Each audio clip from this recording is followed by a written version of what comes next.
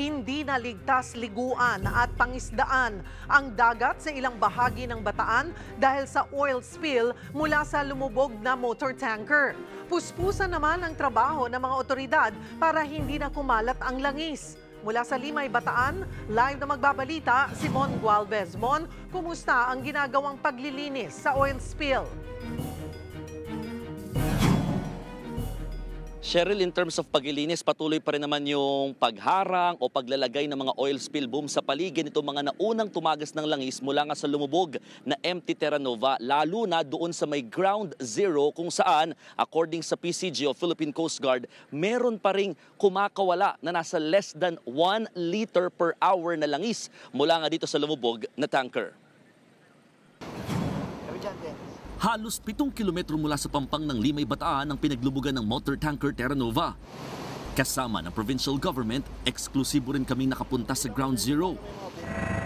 Pansin sa ibabaw ng dagat ang mga bakas ng tumagas na langis. May mga oil spill boom naman na para hindi na rin ito kumalat. Sabi ng Philippine Coast Guard, 24/7 o magdamaga na yung ginagawang operasyon dito sa may ground zero. Ang problema, malaking hamon naman ito sa mga personnel, lalo't nalalanghap pa rin yung nakasusulasok na amoy mula sa tumagas na langis. Sa aerial inspection ng Philippine Coast Guard mula sa ground zero at sa mga katubigang sakop ng Bulacan, Cavite hanggang sa Metro Manila, halos wala naman daw langis na makikita. Kontrolado na nila ang sitwasyon. Taliwas ito sa mga nireport sa social media noong mga nagdaang araw na malawak ang oil spill. May mga reports in previous days na may mga sightings in the areas of Cavite, pati yung dun sa may Bulacan Airport, walang nakitang signs of oil spill except for very, very thin na packets of... Sa resulta naman ng water test na ginawa sa mga tubig na sakop ng Bataan, bagsak o hindi pwedeng paglanguyan ng 5 barangay sa bayan ng Limay matapos lumampas sa allowable 2 mg per liter ang nakitang langis. Hindi rin pumasa ang 4 na barangay pagdating naman sa pwedeng pangisdaan na lumampas sa 3 mg per liter.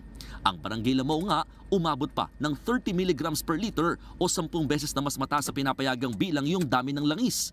Nauna na nagdeklara ng fishing ban sa bayan ng Limay. Dati puno po itong lagayan nyo? Opo. Ngayon, wala pa sa kalahati. Halos 1 kilo lang yan, sir. Kaya napakahirap. Siguro lumalayo na yung mga isda kasi gawa nga ng may langis. Nangako naman ng provincial at local government ng food packs at cash assistance, lalo't bukod sa oil spill, problema rin ng mga mangingisda ang red tide at super bagyong Karina. So nagre-ready po kami ng food packs, ng ayuda para po sa kanila. Both the municipalities, the province, and we're in contact with DSWD. Nakikipag-ugnayan na rin sila sa may-ari ng lumubog na tanker na Shogun Shipping Company. Measurement na yung ground zero.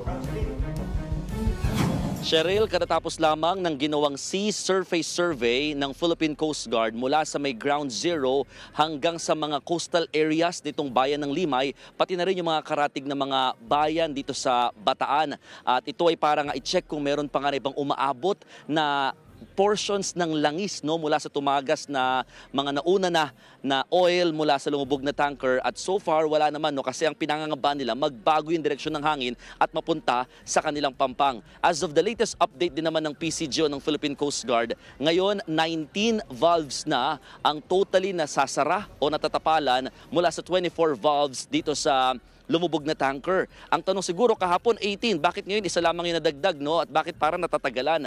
Ang sinasabi ng Philippine Coast Guard, nagkaroon kasi sila ng resealing. Inulit, tinapalan ulit, no? Dinoble kumbaga yung mga tumatapal o tinatapal nga nila mga pantakip dito sa mga valves dahil oras sa simulan yung siphoning, bubuksan kasi nila yung valve, which is delikado kung sakaling magkaroon ng tagas at magkaroon ng pagbulwak ng langis na baka magdulot pa ng mas malawakang oil spill na pinangangambahan nila, no? Kaya naman sinisiguro at talagang nireseal o tinakpan ulit yung mga natakpan na nila nung una. At oras na matapos itong resealing at yung pagtatakip nga ng valves sa 24 na balbula, magsisimula naman yung siphoning.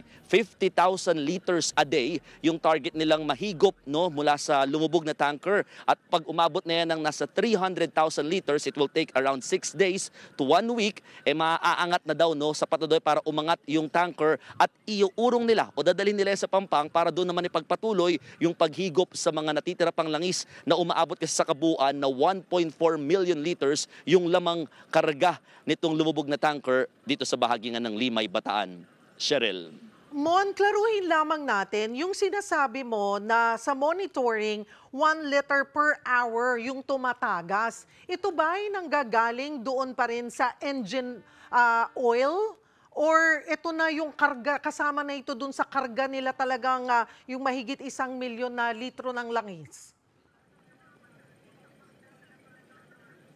Oo, Cheryl, no? Yung tumatagas pa rin na nakikita nga nilang less than 1 liter per hour na langis, ito yung industrial fuel oil.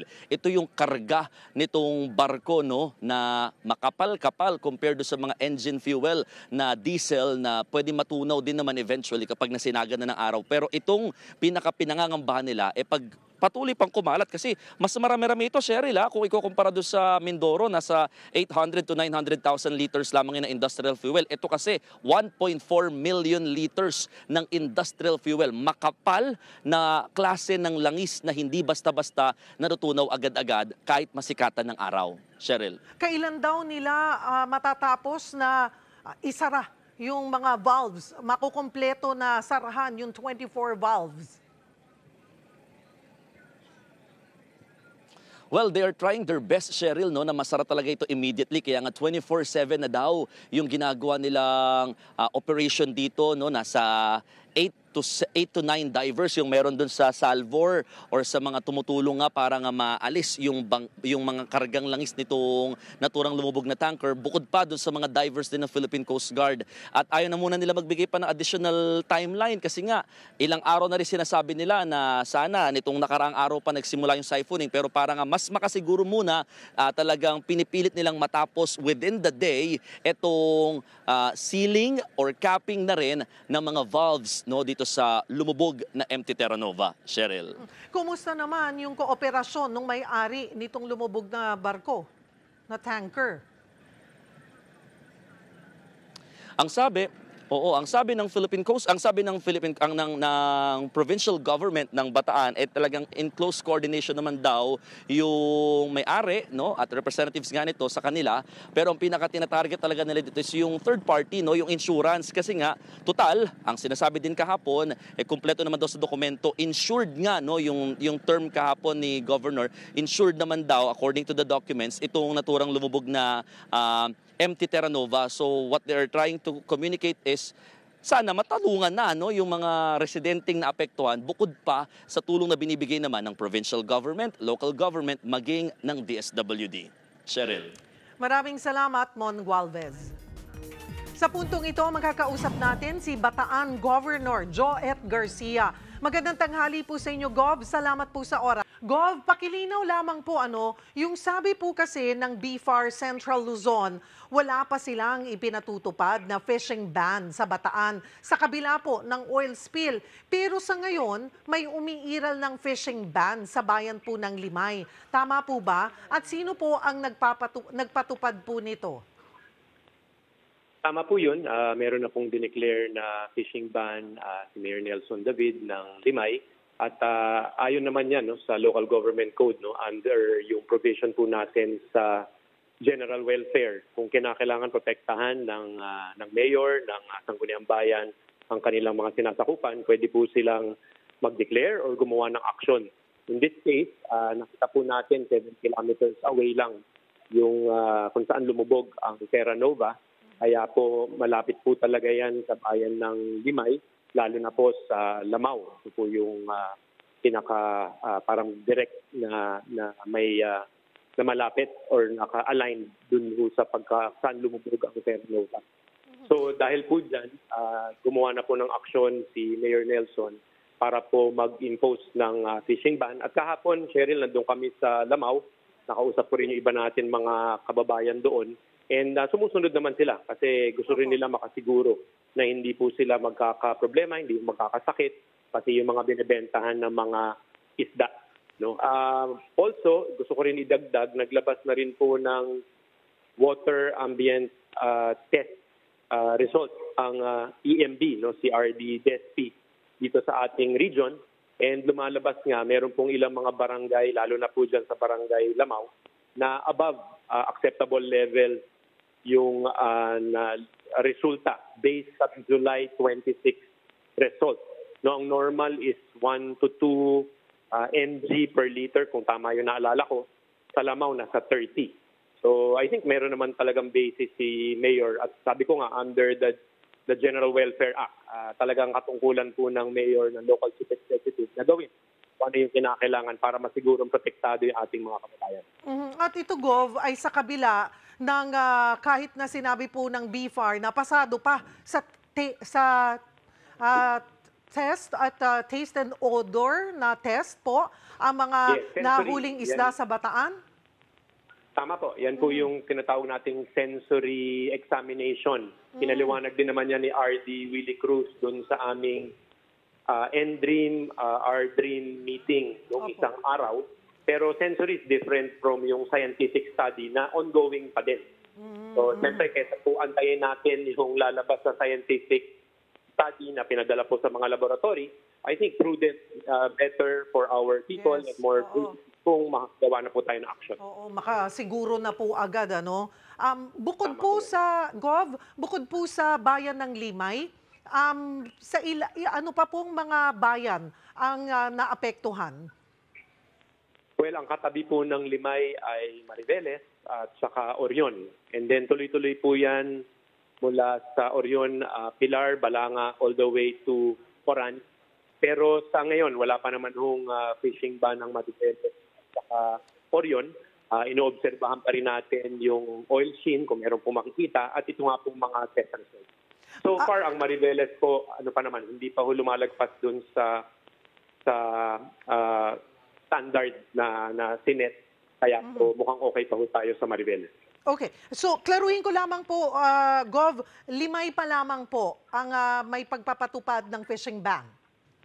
Tama po yan. Okay. At sa inyo pong pagtaya, Gov, gaano karaming mangingisda ang apektado nitong oil spill? Dito ho sa buong eastern side portion of Bataan, kasi peninsula po kami, umaabot po sa mahigit 10,000 eh. So ang tansya ko po dyan, yung mga fisher folks pa lamang, umaabot po yan ng mga 10 to 14,000. Kaya po, yun po yung directly affected. Pero affected din po yung mga nagtitinda sa palengke. Wala ho sila magtitinda kung meron pong ganitong problema. Affected din po yung mga tricycle driver, yung mga naghahatid po sa palengke, nababawasan yung kanilang mga customer. So kaya ito po yung sinusuri namin mabuti para po makapagbigay ng tulong, ayuda sa aming mga kababayan. Opo, speaking of tulong, Gov, Huwebes pa nang lumubog po itong barko, kaya umaaray na po yung mga mangingisda dahil wala pang natatanggap daw na tulong. At base po, kung pagbabasihan namin yung report yesterday, nasabi ng mga residente ay puro lang daw palista pa lamang. Pero ano na ho ba ang naibigay na tulong ng provincial at ng local government dito po sa mga affected na mangingisda po natin? Opo, kung malalaman, kung maalala po natin, ito po ay itong paglubog ay dulot ng bagyong Karina. No, kaya po ongoing po yung relief efforts natin sa bagyong Karina. Tingin ko iba pa ho yung kinakailangan gawin para ho sa mas matagalang epekto nito pong paglubog ng Terra Nova. Ayon ho sa datos ng LGU Limay, sila po ay nakapagbigay na ng 2,300 na mga food packs. Bago po kasi LGU, bago po munisipyo, yung barangay po muna. And I'm sure Barangay Lamao, isa po yan sa well-off na barangay, nakapagbigay na rin po sila ng ayuda. Kaya siguro baka hindi pa lang inaabot lahat, Cheryl, pero nakapagsimula na ho tayo magbigay dahil day one pa lang nung aftermath nung Miyerkules na medyo matindi ho yung pag-ulan, umikot na ho kami sa mga evacuation center at nakapagdala na po tayo ng mga relief duties. Maliban po sa food packs, makakaasa po ba sila, nagbibigay din po ba ng cash assistance? Definitely. Yun po yung wino-workout namin kay Secretary Rex. Bukod po sa pwede pong maibigay sa ating mga LGUs. Naantay po namin yung final approval. Na-discuss din po namin to kay Presidente noong Sabado. Ito pong emergency cash transfer. Katulad din po ng ginawa last year sa bagyong Egay at saka Falcon. Okay, klaruhin ko lamang po muli, ay wino-work out pa lamang ito. At this point, wala pang cash assistance, pero tinatrabaho na, ang tanging nabibigay pa lamang pong pauna ay mga food packs. Tama po ba? As far as the province is concerned, yes. Tingin ko po, hindi ko lang rin po sigurado no, yung mga barangay natin kung ano na po yung kanila pong mga nabigay kasi sila po yung ating first responder. So you're saying din Gov, also na maliban po dun sa 10 to 14,000 na mga mangingisda, ay makakatanggap din po ng assistance yung ating mga tindera sa palengke at tricycle drivers Yun na po. apektado. Yun po ang ipopropose po natin at siyempre subject to availability of funds, pipilitin po natin na mabigyan din po sila kasi malaki po epekto nito sa kanilang hanap buhay. Opo, paunang nagbibigay po ng tulong ngayon ang ating pamahalaan. Pero yung pong pananagutan nung may-ari po ng lumubog na tanker, nakakausap nyo naman po ba? Kamusta po ang kanilang coordination, cooperation dito po sa isinasagawang paglilinis ng oil spill at maging doon sa tulong na maibibigay nila doon sa mga naapektuhan po nito? Apo, day one pa lang ay kausap na po namin yung may-ari ng oil tanker. Kaya po gumagalaw na yung kanila pong mga in-engage na salvor company para nga ho dito sa plugging ng mga leak at yung preparation sa siphoning at hopefully maialis na po yung tanker dyan po sa Manila Bay. Nakipag-usap na rin kami sa kanilang third-party liability insurer para po makapaghanda sa mga pwede pong gawing claims ng aming mga kababayan at pati ho ng ating pamalaan. At maganda ho, meron na tayong template din sa nangyari ho sa Oriental Mindoro. So humingi rin tayo ng tulong kay Governor Dolor para ho sa mga pamamaraan kung paano po mas mapapabilis ang mga claim. Pero tandaan po natin, Cheryl, medyo ang claim ay proseso po yan. So, hindi lang po basta-basta nag-submit na listahan ay makakapag-claim na yan. Kailangan na makita kung ano talaga yung dati pong kinikita, ilan araw, ilang linggo po nawalan, at yun po yung mga magiging basis para ho sa mga claims. Same din sa tulong na binibigay ng pamahalaan sa mga efforts to mobilize, to help protect kung ating mga kabarangay. Yun din po yung inaayos namin ngayon para kapag nag-file tayo ng claim, malaki po yung chance na ito po ay matutugunan ng ating pong insurer. Gov, panghuli na lamang po, gusto lamang din po naming linawin, nagpatupad na po ba o magpapatupad ng state of calamity raw po sa inyong lugar kaugnay po sa oil spill? Ito raw po ang inirekomenda ng PDRRMO. Pakilinaw lamang po. Hindi po. Ang nirekomenda po ng PDRRMO, yung aming provincial Dream Office, Dream Council, ay yung state of calamity dahil po sa habagat at sa Carina. So, dito po may ano kasi yan, kasi kailangan po may basis. Titignan po natin kung aabot po siya dun sa bilang na affected para po makapag-declare ng state of calamity. Marami pong salamat sa inyong oras. Bataan Governor Joet Garcia, magandang tanghali po. At kaugnay pa rin ng fishing ban sa Bataan, magkakausap natin si Ginoong Wilfredo Cruz, ang Regional Director ng Bureau of Fisheries and Aquatic Resources o BFAR Region 3. Magandang tanghali po sa inyo, Director.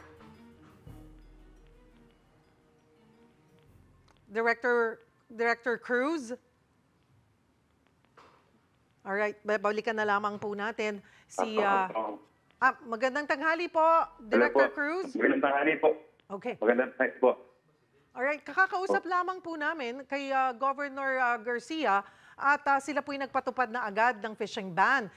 Pero po sa inyo, sa BFAR, ay wala pa po kayong ganitong rekomendasyon. Kailan po isinagawa yung test ninyo dito sa fish sample sa Bataan kung saan nga lumalabas na negative naman ang mga ito sa traces ng oil spill?